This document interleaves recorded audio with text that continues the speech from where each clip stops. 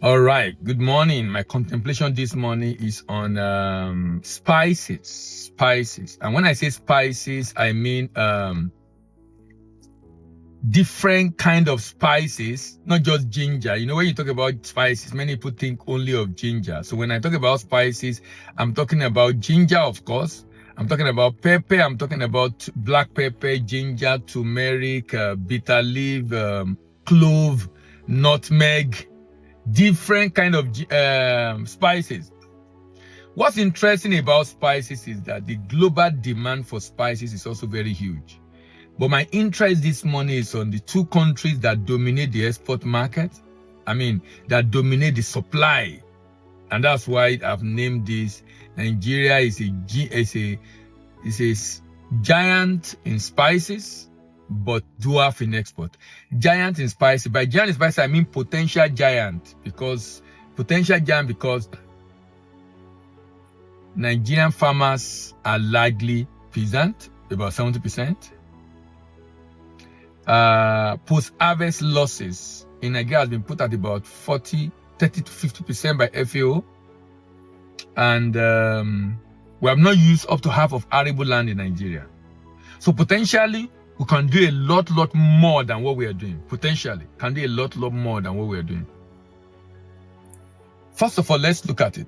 The total demand for spice in the world is about $3 billion, actually $3.12 billion. That's a lot. $3.12 billion is a lot. But the question is, who are the major exporter of spice? I keep mentioning ginger because out of the 3-point-something billion, ginger actually take up over $1 billion. Now, who are the major exporter of spices?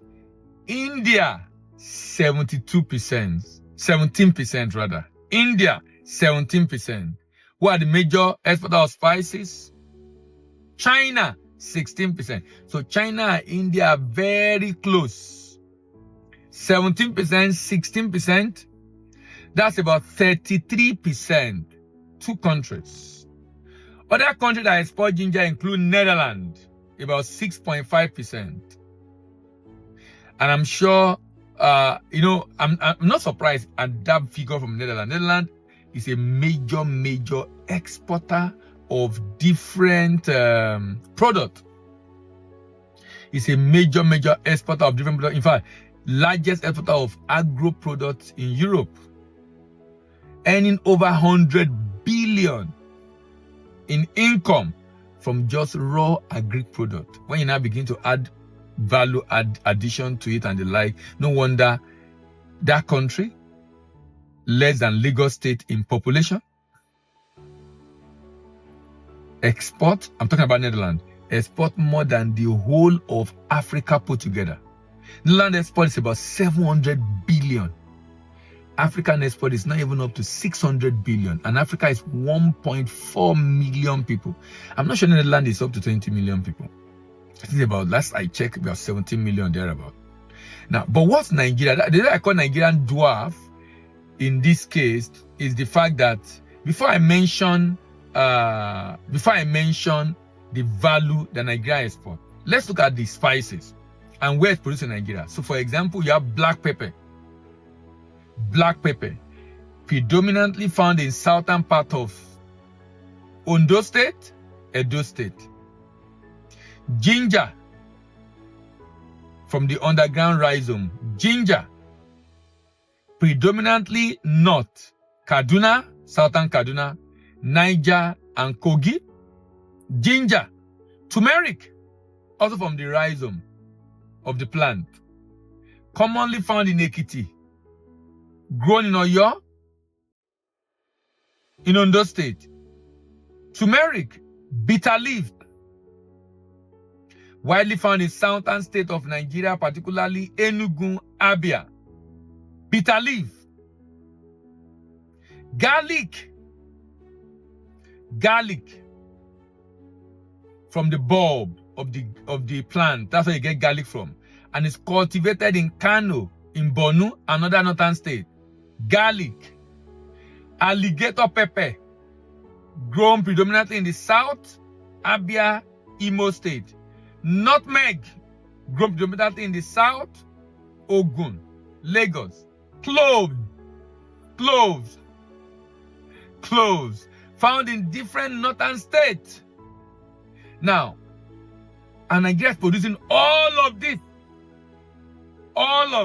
So that's why I said potentially we're giant with many of these spices produced in Nigeria. But out of the $3.12 billion demand, Nigerian export is just about 3%. Nigerian export is about $85 million, not even up to $100 million. Not even up to $100 million. $85 million out of the 3.12 billion. And it's been found that ginger being a major part of this, about 1 billion. Nigeria has one of the best ginger in the world, produced from Southern Kaduna. One of the best ginger in the world, produced from Southern Kaduna.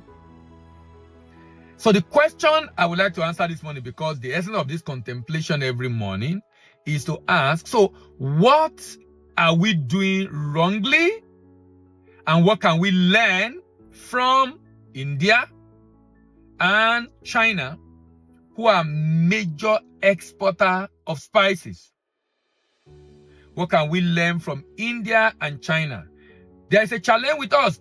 Number one is seedling. Recently, I did a video on the news that broke out saying the farmers want to abandon planting ginger because the seedling is now so expensive, and they would rather buy seedlings that are cheaper. So funding for the farming, of course, infrastructure and transportation is a major challenge to be able to get interior where you can do this farming. Access to quality seed is a challenge. Government policy, particularly as far as agric is concerned, is a challenge. Challenge of pests and diseases. In fact, one of the challenges of ginger was pests and diseases that affected production, make the price to go up, and then a year after, when people want to plant, the seedling are not readily available, the cost is very high. Very, very high. And desert encroachment is affecting the northern Nigeria where this is being planted. Climate change issue. And we're not also making a lot of money from it because we don't do a lot of value addition. So what can we learn from India and China? Research and development. They have invested in high yield seed and disease resistant seed. Why we are not even getting the seed that is not even high yielding and not disease resistant. We're not even getting enough because people don't have money. Quality control. So people want to buy from them. They like, even though we have better one, they want to buy from them because they control their quality, which is why I always commend effort of NEPC on the issue of helping SME as far as quality certifications are concerned, particularly for processed food item, which is necessary, because we need to publicize that so the people we know we are now taking quality very seriously. They do a lot of value addition. We do a lot of commodity export in Africa. China and India do a lot of value addition. And do you know India actually buy some spices from Nigeria? They produce spices. They also buy some from Nigeria. But they do a lot of value addition. Do a lot of training for the farmers. Give a lot of financial support for the farmers.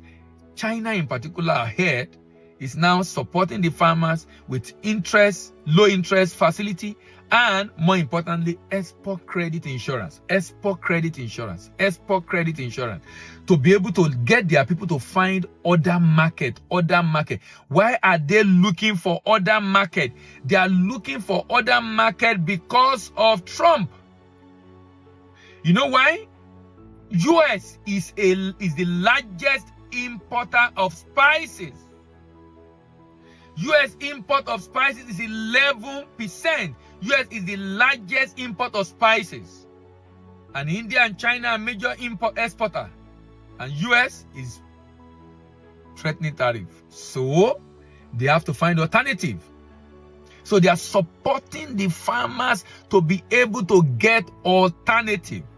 They are supporting the farmers to be able to get alternative. They are supporting the farmers to be able to get alternative market, so that the factory can keep going, the farming can keep going, and the infrastructure provision, and the job creation for their people can continue to go on. This is my contemplation this morning.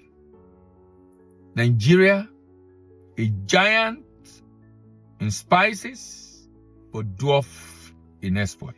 See you in the next video, and bye for now.